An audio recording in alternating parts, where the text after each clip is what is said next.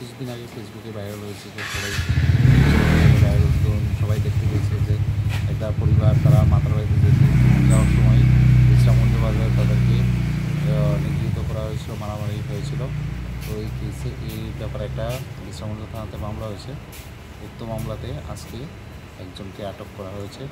তার নাম বাপ্পা দেবনাথ, বাবার নাম রাম মানিক দেবনাথ, বাড়ি বিশ্রামগঞ্জ। এর সাথে কি আর কেউ রয়েছে? আছে অন্যান্যরা এখনো পলাতক আছে, আমরা তদন্ত করতে হচ্ছে। কালকে তো আদালত খোলা হলো। কালকে আপনি